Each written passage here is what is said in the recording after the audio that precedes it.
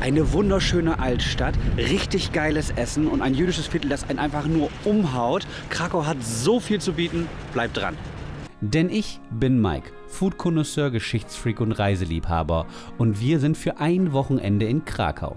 Städtetrip. So die letzten Zeichen des Mittelalters in Krakau finde ich mega geil. Dabei testen wir regionales Essen. Da lohnt es sich schon nach Krakau zu kommen. Richtig geil.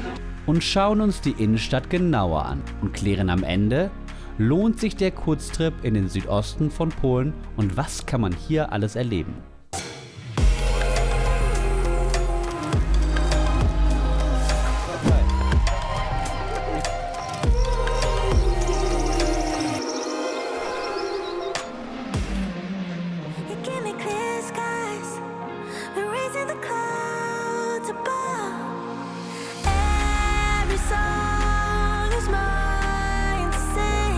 Hier gibt es unheimlich viele schöne Gebäude. Wir schauen uns einfach mal um und tauchen einfach mal ein bisschen ein in die alte Stadt.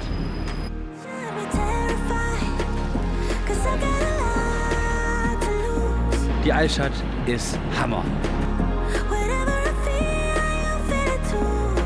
Wow, was für eine Stadt. Krakau hat so unfassbar schöne Ecken.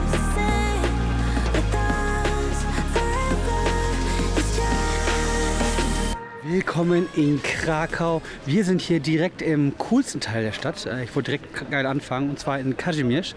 Das ist das ehemalige jüdische Viertel, das bis ins 19. Jahrhundert ein jüdisches Viertel war, bis die Österreicher sozusagen Polen oder Krakau übernommen haben und dann die Grenzen des Stadtteils aufgebrochen haben, beziehungsweise der Stadt.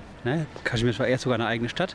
Hier ist es wunderschön. Hier gibt es überall so jüdische Buchläden, aber auch sehr viel jüdisches Essen, Synagogen. Generell Kazimierz ist so ein bisschen das Künstlerviertel. Hier gibt es sehr viele Cafés, Restaurants, sehr viel leckeres Essen. Das ist so ein bisschen der hippe, coole Teil, eben verbunden mit alter jüdischer Geschichte. Finde ich sehr schön und wir schauen uns mal ein bisschen um.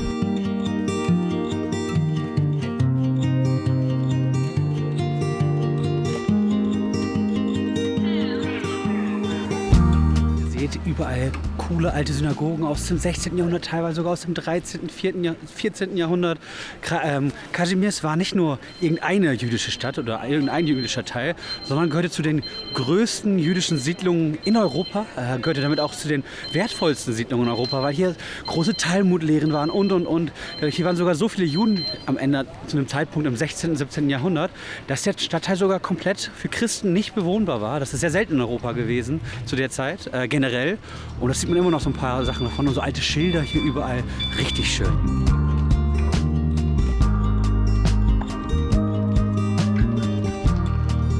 Gerade im Vergleich zu Budapest oder Prag kann dieses jüdische Viertel auf jeden Fall mithalten. Und man spürt die Tradition und Kultur an jeder Ecke.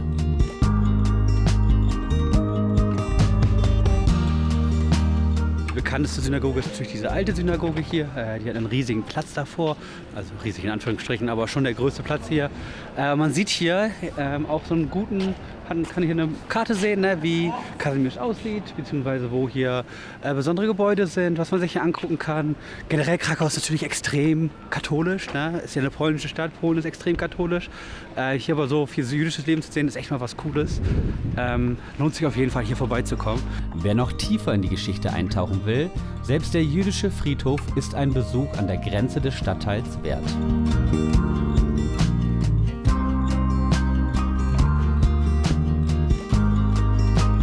Der Szeroka, also der Straße, die für die Synagogen bekannt ist der Juda Street Food Market, wo es sehr viel polnisches Streetfood gibt, also auch Pierogi, Zapikanka und noch sehr viele andere Sachen, typisches Streetfood. Ich glaube, gerade im Sommer sitzen hier viele Leute, jetzt natürlich arschkalt. Wir haben es kurz nach Weihnachten, -2 Grad. Aber wir essen natürlich heute noch was Polnisches, also Zapikanka, auf jeden Fall und noch viele andere Sachen die nächsten Tage. Da habe ich aber einen besseren Spot hier. Wir gehen jetzt gar nicht hier hin, sondern woanders hin. Wir gucken uns weiter um.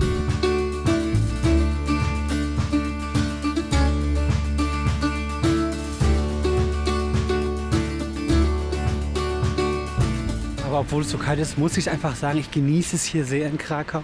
Das ist nicht mein erstes Mal, das erste Mal war für euch im Video. Ich mag diesen Mix aus sehr alten Gebäuden, teilweise irgendwie aus dem 16. und 17. Jahrhundert und so viele cozy Cafés, die mir in Berlin sogar komplett teilweise fehlen. Hier gibt es so viel zu sehen und so viel zu essen. Einfach Hammer, die Stadt. So, wir sind jetzt am Nove-Platz, also am neuen Platz. Und hier ist so ein kleines Rondell, so ein rundes Haus. Und da gibt es die besten Zapiekanka der Stadt, weil jeder Laden hat da gefühlt Zapiekanka. Da gucken wir uns noch ein bisschen um, weil ich kriege ein bisschen Hunger. Einen kleinen Lunch könnte ich jetzt gebrauchen.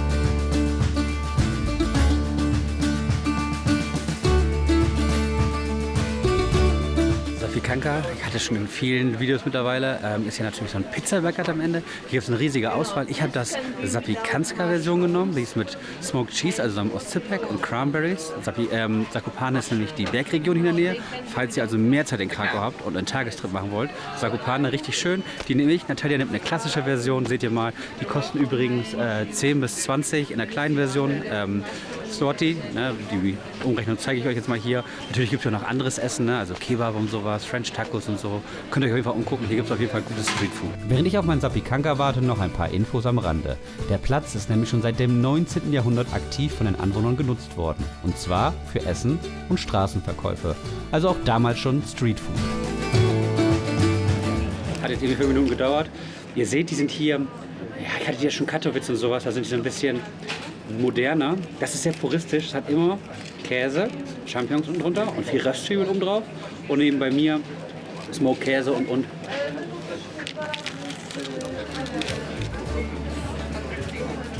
es schmeckt einfach himmlisch, Leute. Nach der Stärkung geht es jetzt weiter, egal bei welchem Wetter. Ein Stadtbummel lohnt sich. Man findet hier immer wieder historisch wertvolle Orte oder sogar Filmkulissen. Zephyr 12 ist eine der bekanntesten Gassen der Stadt. Jeder, der den Film Schindlers Liste kennt, kennt diesen Ort, denn hier wurde gedreht. Generell hier ist natürlich aber nicht das Ghetto gewesen, es war das jüdische Viertel. Das Ghetto ist ein bisschen weiter raus. Man muss darüber über den Fluss, über die Wavel drüber. Das zeige ich euch an einem anderen Tag. Da ist auch die Fabrik von Oskar Schindler, die echte Fabrik, die mittlerweile ein Museum ist. Hier in dieser Gasse wurde aber sozusagen Schindlers Liste gedreht. Ist erstmal eine sehr schöne alte Gasse, aber hier sind natürlich auch sehr viele Symbole des jüdischen Lebens, aber auch eben Wandtafeln, wo mehr über das jüdische Leben und über auch den Holocaust erfahren kann. Also der Holocaust ist natürlich ein riesiges Thema für das jüdische Leben hier und ist nicht an Krakau vorbeigezogen. Als die Deutschen während des Zweiten Weltkriegs hier reingekommen sind, haben sie natürlich die Juden eingepfercht in Ghettos. Genau, eine sehr, sehr traurige Zeit. Und da werde ich natürlich aber noch viel mehr morgens erzählen, wenn wir in dem anderen Ort sind, wo das richtige Ghetto war. Aber hier kann man sich schon mal auf jeden Fall erste Eindrücke holen. Ja.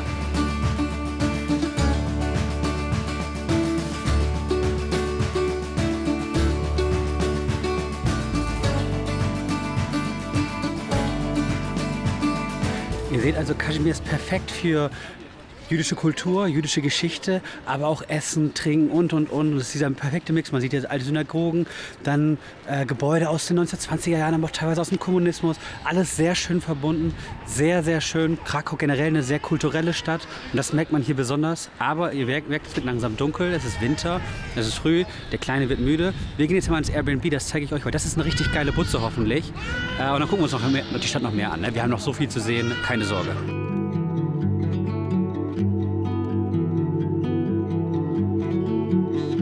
Unser Airbnb ist wirklich geil. Das Ding heißt 19 Rooms. Ist sehr gut zu erreichen. Ist in Podgorze, also einem District, der von Kazimierz wirklich nur 5 Minuten Fahrt entfernt ist. Man kann hier vor der Straße parken, kostet aber. Man kann hier sonst auch drinnen einen Parkplatz sich holen. Das Apartment, mega süß, richtig comfy. Also so in dieser Weihnachtszeit, Winterzeit, wunderschön. Hat einen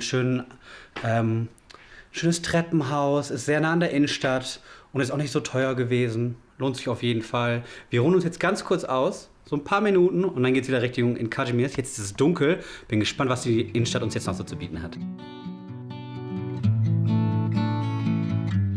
Auch bei Nacht überzeugt Kazimierz auf ganzer Linie. Weihnachtlich, mystisch, irgendwie zieht mich der Stadtteil komplett in seinen Bann. Aber ich habe ja gesagt, hier ist nicht nur Geschichte, sondern auch hippe, moderne Kultur. Also, ich habe ja gesagt, hier gibt es sehr viele cute Cafés. Wir sind im Sittard Café, das hat so einen super cozy Vibe. Hier gibt es eine Harry Potter und eine Star Wars Toilette. Es gibt sehr viele Bücher, einen Bücherrahmen und eine wunderschöne heiße Schokolade. Schaut euch die mal an. Und allein schon diese Sahne oben drauf, ne?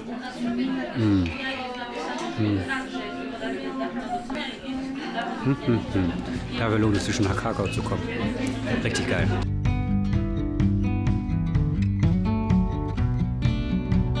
Ich habe euch ja gesagt, hier gibt es noch mal was anderes zu essen. Polnische Küche könnt ihr an jeder Ecke hier mega geil essen. Hatten wir jetzt aber sehr viel, weil Weihnachten und so. Deswegen habe ich mir was Besonderes geholt, und zwar Katie Rolls, heißen die, Katie Curry heißen die. Und die haben sozusagen Kebab in indischer Variante. Und zwar hier eine Chicken Tikka Masala, Chicken Tikka Rolle. Man sieht es hier richtig schön mit Chicken drin. Und das schmeckt richtig geil. Hat eine 4,9 Rating auf Google. Sehr saftiges Fleisch, geiles Brot mit ein bisschen Gemüse drin. Lohnt sich auf jeden Fall, kommt vorbei. Ihr merkt also, der Stadtteil allein hat schon mal viel zu bieten und hakt einiges ab, was man für so einen Städtetrip braucht. Jetzt gucken wir uns doch mal die Altstadt an und schauen, ob Krakau auch noch mehr zu bieten hat an Tag 2.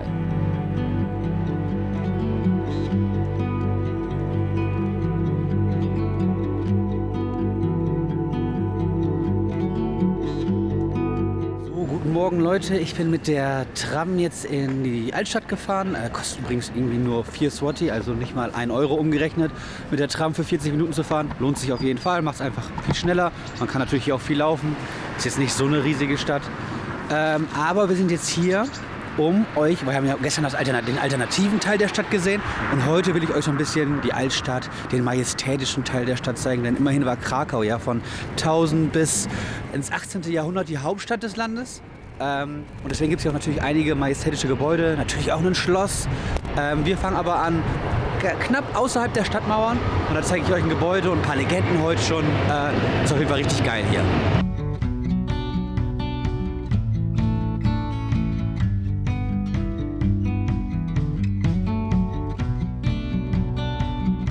Hier seht ihr das Babakan aus dem 15. Jahrhundert. Das ist eine Festungsanlage, die gebaut wurde, um die Stadt zu verteidigen. War früher auch verbunden mit dem Florianstor hier hinter mir. Die Verbindung haben sie aufgebrochen. Es gab viel mehr von diesen Festungsanlagen, die so rund gebaut sind. Die wurden aber alle irgendwann wieder abgebaut, weil sie nicht mehr gebraucht wurden. Das hier wurde Gott sei Dank erhalten. Und hier ist die Legende passiert, dass ein Typ im 18. Jahrhundert, ich glaube 1784 oder sowas, als die russische Armee hier ankam, alleine das Ding verteidigt hat und einem General erschossen hat. Und zwar nicht einfach so mit einer Kanone oder mit einer Pistole, sondern er hat sich einen Knopf, weil er keine Munition mehr hatte, hat er sich einen Knopf genommen, hat sich den Knopf in die Waffe gepackt und den Mann erschossen. Und deswegen soll hier die Stadt nicht eingenommen worden sein. Das ist eine schöne Legende. Wir werden heute noch mehrere Legenden sehen, aber das Gebäude ist schön. Hier vor ist noch ein schöner Park. Und direkt dahinter ist die Stadtmauer mit dem letzten großen Tor der Stadt.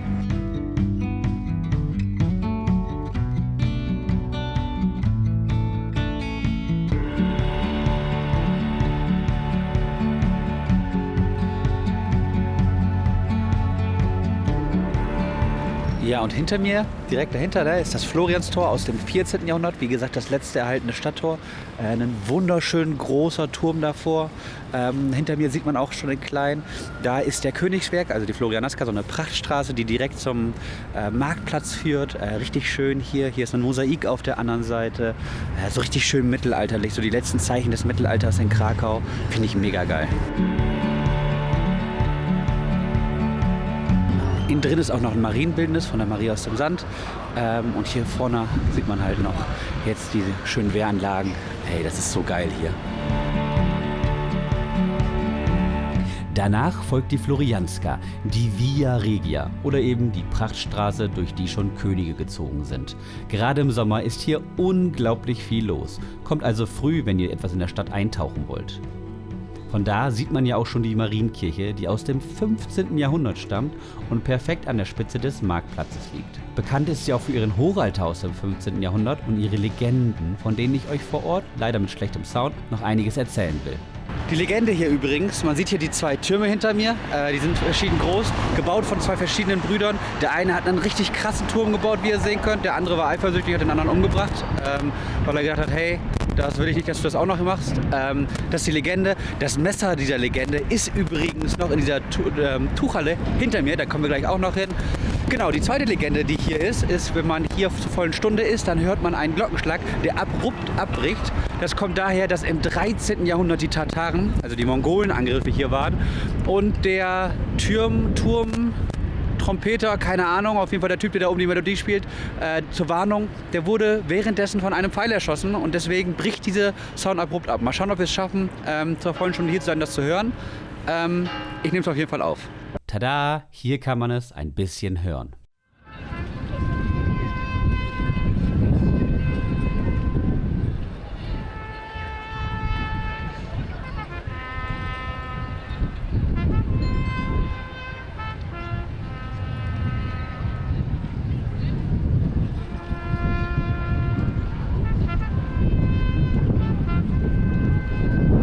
Hinter der Kirche ist natürlich der Marktplatz, den ich euch schon kurz gezeigt habe.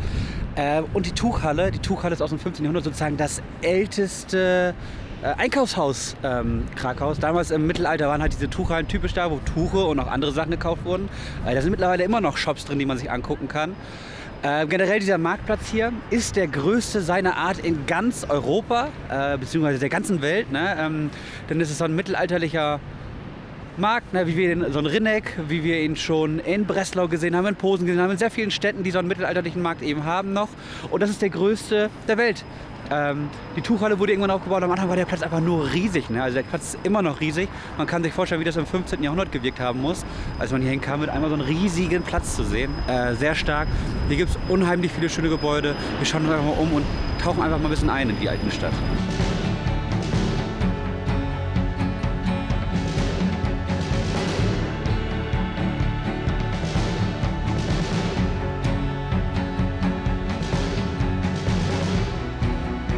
Ihr seht, die Tuchhalle ist noch komplett leer, aber überall diese alten Stände in Holz. Einige Läden haben schon auf. Generell, hier sind natürlich keine krassen Läden mehr drin, sondern mittlerweile noch Souvenirshops.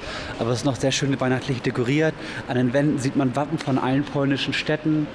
Das hat super diesen mittelalterlichen Vibe. Ne? Hier ist auch noch ein Museum auf der zweiten Etage, beziehungsweise es geht auch noch Untergrund, kann man unter den Markt. Sieht einfach so schön hier aus. Ich liebe hier so diesen mittelalterlichen Flair.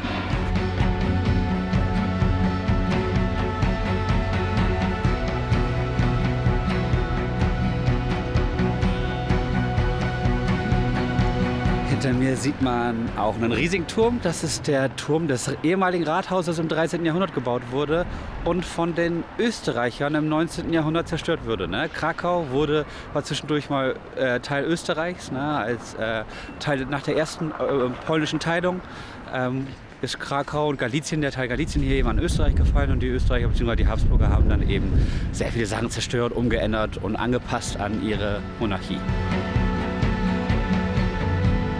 Als Snack habe ich mir eine Krakau-Spezialität geholt, die gibt es hier am Marktplatz vor allen Dingen überall. Obwasanek kosten 4 Zloty, umgerechnet also ein bisschen weniger als 1 Euro. Wenn ihr nur Euros habt, nehmt die 1 Euro. Umrechnung. Ich habe mir den mit Käse geholt.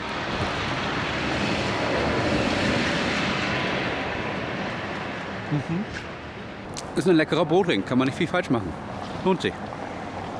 Wir stehen hier noch ein bisschen rum, schauen uns jetzt mal ein bisschen mehr die Altstadt an. Der Weihnachtsmarkt, der hier noch offen ist. Und was die Altstadt außer dem Marktplatz noch zu bieten hat.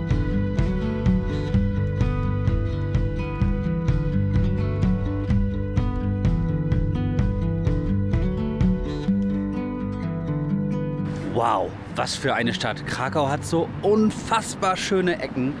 Hier kann man sich echt nicht satt sehen. Selbst der kleine Markt ist noch wunderschön. Neben dem riesigen Markt. Die Altstadt ist Hammer. Aber jetzt muss ich erst mal was essen.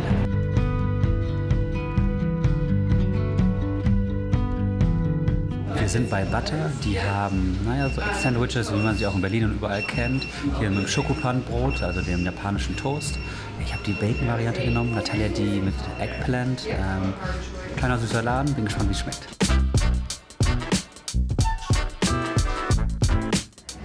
Das sieht so himmlisch aus, dass ich am liebsten gar nicht reinbeißen wollen würde. Das Brot ist trockener, als ich gedacht hätte, ehrlicherweise. Aber das Ei ist lecker, die Soße ist sehr lecker, Bacon ist sehr lecker. Man hat ja die Version mit Avocado, mit Eggplant, habe ich ja schon gesagt. Kann man vorbeikommen. Matcha Latte war cool. Ist ein gutes Frühstück.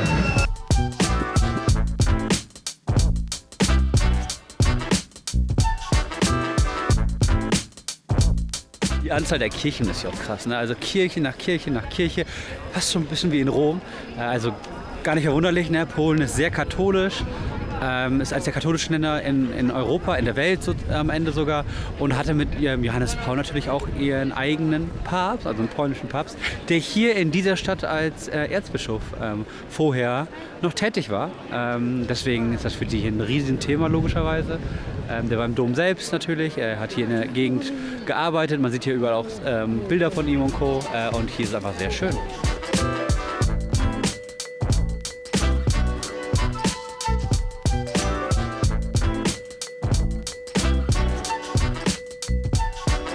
Ja, und am Rande der Altstadt sieht man natürlich das, was man zu so einer Altstadt, so einer königlichen Altstadt gehört.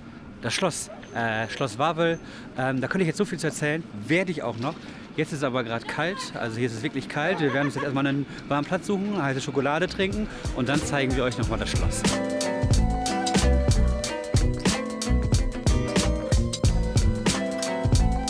Da geht mal 5 Meter und schon ist es recht dunkel. Wir wollten nicht zu Nova Provincia. Die haben eine unglaublich krasse heiße Schokolade. Der Laden drin sieht auch richtig schön aus. Schaut euch das mal an. Leider ist er aber voll. Auch hier muss man reservieren. Aber wir holen uns trotzdem eine heiße Schokolade. Davon gibt es hier nämlich genug in Krakau. Hier gibt es so viele Schokoladenläden. Wir sind jetzt zu Camello gegangen. Das ist eine Kette, die es in verschiedenen Großstädten gibt. Aber selbst die haben eine geile Schokolade. Schön dickflüssig. Geschmolzene Schokolade gefühlt. Gibt es in verschiedenen Versionen. Hier gibt es auch Smoothies und sowas. Das ist der perfekte Laden. Warum haben das nicht alle anderen Städte auch? Na egal, wir können uns das Schloss angucken.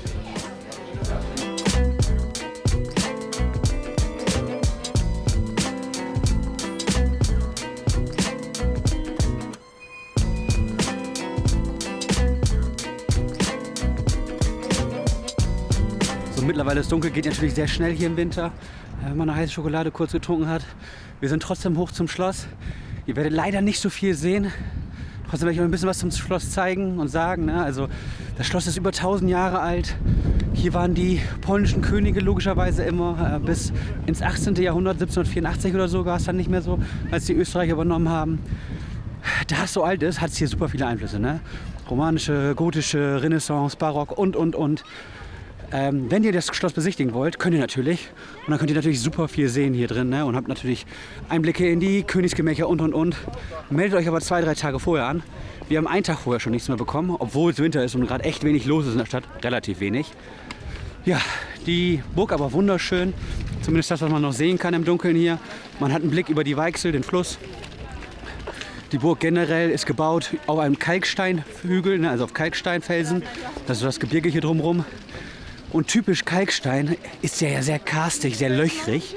Dadurch haben die Leute damals gedacht, ey, so löchrig, das kann ja nur Höhlen sein, die von Drachen sind. Ne? Deswegen gibt es hier unten auch sozusagen eine Drachenhöhle, weil der Legende nach der Anführer Krak hier hochkam und den Drachen besiegt hat und so die Stadt Krakau gegründet hat. Hier gibt es auch noch 2 Hügel weiter draußen von ihm und seiner Tochter, der Legende nach, aus dem 18. Jahrhundert. Genau, und das ist auch die letzte Legende für heute. Wir schauen uns ein bisschen das Schloss noch an. Ja, und dann geht es auch schon zum Abendessen.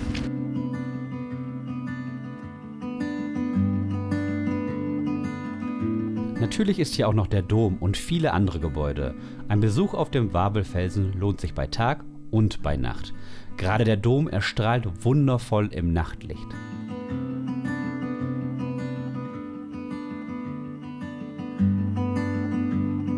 Vielleicht am Schloss nicht viel gesehen hat, ist die Stadt natürlich trotzdem wunderschön bei Nacht. Gerade zur Weihnachtszeit oder kurz danach, wenn wir hier sind. Ich habe jetzt aber Hunger bekommen, deswegen sind wir endlich Pierogi essen gegangen. Typische Teigtasche, ne? Hatte ich glaube ich schon in anderen Videos. Die gibt es hier an jeder Ecke.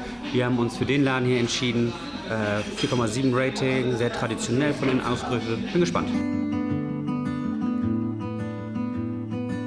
Also ich habe die Version mit Bacon und Kartoffeln. Natalia hat die Version also die Ruski-Version, die ganz normale mit Cottage Cheese und Kartoffeln.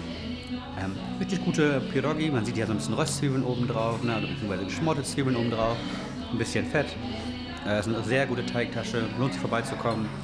Generell hier polnisches Essen ist nicht so geil für vegan. Ich glaube, hier gibt es 1-2 vegane Optionen für Pierogi. Aber die veganen Optionen generell in der Stadt sind eher so meh. Aber man muss halt ein bisschen mehr suchen dann.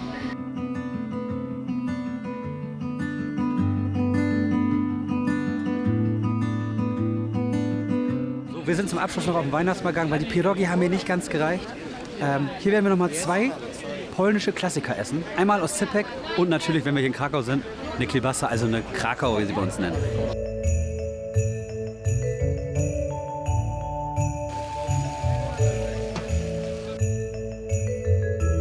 Also Oscypek ist so Grillkäse, den man schön grillt, ne? Den hat man hier schön gesehen. Ist ein harter Käse, der nichts vergeht, mit Cranberry-Soße, einfach perfekt. Und jetzt holen wir uns natürlich noch eine Krakauer.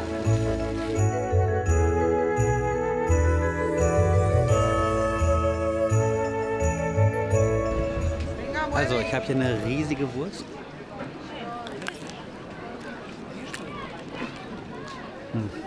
Mega saftig. Wie gesagt, eine heißt nicht einfach Kielbasa, also Wurst übersetzt. Nicht Krakauer, logischerweise. War echt teuer, hat 10 Euro gekostet. Hier gibt es aber einen Laden, beziehungsweise einen Van, der ein bisschen weiter außerhalb ist, wo es den billiger gibt und halt originell von hier gibt.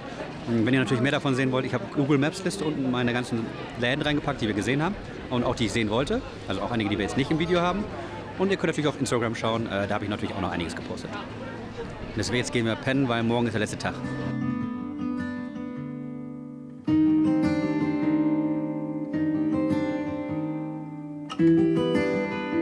Und hier geht es nach Podgorze, dem Stadtteil südlich von Kazimierz, ebenfalls bekannt für Restaurants und Bars, nur etwas rustikaler. Aber hier geht es eben auch um die dunkelste Geschichte, denn das Ghetto während des Zweiten Weltkriegs befand sich genau hier. Aber erstmal frühstücken wir noch.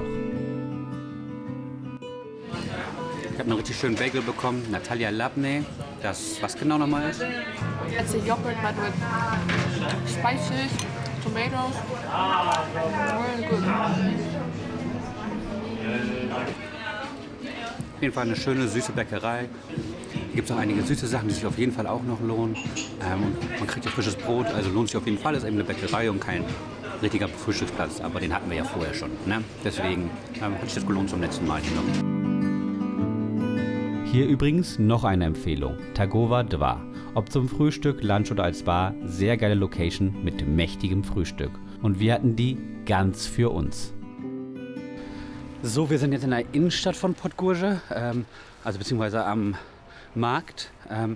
Ähnlich wie in Berlin hat in der Stadt hier in Krakow jeder Stadtteil so ein eigenes Zentrum.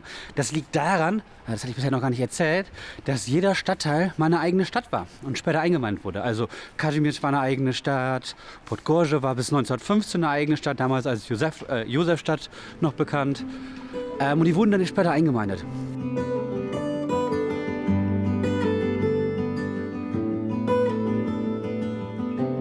Weiter man wegkommt von dem Marktplatz, der ja sehr hübsch ist mit der Kirche da, wo man auch Johannes Paul dran sieht.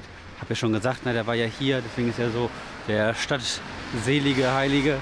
Ja, auf jeden Fall, je weiter man reinkommt, desto kaputter wird es auch. Ne? Also die Häuser sind relativ kaputt, abgenutzt, lange nicht renoviert. Und während Kazimierz ja sozusagen die Blüte des Judentums eigentlich zeigt, natürlich auch ein bisschen den Holocaust widerspiegelt, kommen wir jetzt in den Teil, der die dunkelste Geschichte der jüdischen Geschichte in Polen zeigt, und zwar den Holocaust, denn als die Nazis Polen überfallen haben, haben sie natürlich auch irgendwann die jüdische Bevölkerung in Polen drangsaliert. Drangsaliert ist noch das, ne? Also nett gesagt, und haben sie natürlich in Ghettos gesteckt. Und das Ghetto von Krakau ist eben hier in Podgorze. Man findet hier noch Mauerüberreste, man findet hier noch die Fabrik von Schindler, ne, aus Schindlers Liste, die ist wirklich noch hier, die ist mittlerweile Museum und die kümmert sich vor allen Dingen um die Geschichte Polens während des Holocaust und der jüdischen Geschichte während des Holocaust, während die alte Synagoge ja vor allen Dingen, die wir ja am ersten Tag gesehen haben, die gesamte jüdische Geschichte hier in Polen widerspiegelt. Ja, und deswegen sieht man hier noch so alte Mauern und Überreste und auch die alte Apotheke, die zeige ich euch auch gleich noch.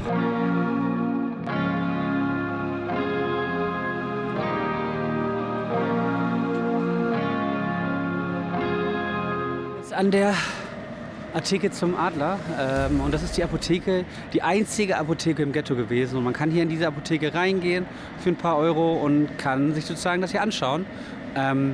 Es gilt natürlich als, die hat nämlich viele Leben gerettet, weil das war die einzige Apotheke, in der die Juden damals noch im Ghetto überhaupt noch irgendwelche Maßnahmen bekommen haben, um sich gesund pflegen lassen zu können. Ja, echt traurige Geschichte. Der Platz spiegelt es sonst nicht so krass wider. So, ne? Also man wird es jetzt nicht auf den ersten Blick sonst erkennen, wenn man nicht hier auf die Schilder achtet.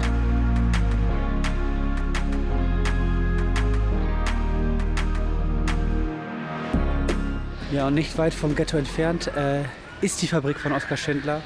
Oskar Schindler hat hier von 39 bis 44 eine Fabrik gehabt, die dafür genutzt wurde, um Metalle herzustellen, oder eine Emaillefabrik. Und er hat hier Juden angestellt vor allen Dingen und hat das gemacht, um sie vor dem Holocaust zu schützen. Ne? Also Auschwitz ist ja wirklich ein Katzensprung von hier entfernt und wenn man hier schon ist, sollte man wahrscheinlich, und man Zeit hat, lohnt sich da ein Tagesausflug hin, ne? Weil man da sehr viel über die Geschichte nochmal kennenlernt und Auschwitz wirklich eine Horrorgeschichte am Ende ist. Und diese Fabrik hier das ein bisschen aufarbeitet auch. Oskar Schindler hat bis zu 1200 Juden gerettet, indem er sie hier angestellt hat und sozusagen ihnen einen Job verschafft hat und der hat sie davor bewahrt, im Holocaust umzukommen. Nicht alle haben es überlebt, aber sehr viele. Es gibt dazu auch einen Film, also logischerweise Schindlers List von Steven Spielberg, sehr bekannt. Aber natürlich auch noch sehr viele andere Dokumentationen und sowas. Und das ist natürlich Teil der Shoah-Aufarbeitung und so. Das ist natürlich jetzt ein ganz dunkles Ende sozusagen für unser Video. Krakau aber generell trotzdem eine wunderschöne Stadt. Ne? Wir haben Kazimierz gesehen, wir haben die Altstadt gesehen, die wunderschön ist, mit dem größten europäischen Mittelaltermarkt. Wir haben Podgorze gesehen, jetzt, vor allen Dingen mit der dunklen Geschichte des Ghettos. Wir haben sehr schön gegessen. Krakau lohnt sich auf jeden Fall für einen Kurztrip. Und wir waren jetzt nur 2-3 Tage hier. Wenn ihr jetzt noch irgendwie 2-3 Tage dranhängen könnt, dann könnt ihr nach Zakopane, dann könnt ihr euch Auschwitz angucken oder auch die alten Salzminen oder nach Nowa Hütta. Und hier gibt es so viel zu sehen. Das ist eine richtig krasse Region. Krakau lohnt sich auf jeden Fall. Das war es jetzt aber von mir. Ich hoffe, euch hat es gefallen. Schreibt mir doch mal in die Kommentare, welche Orte ich mir als nächstes hier angucken soll. In Polen oder generell in Europa. Na, dann machen wir da mal einen Trip hin. Haut rein.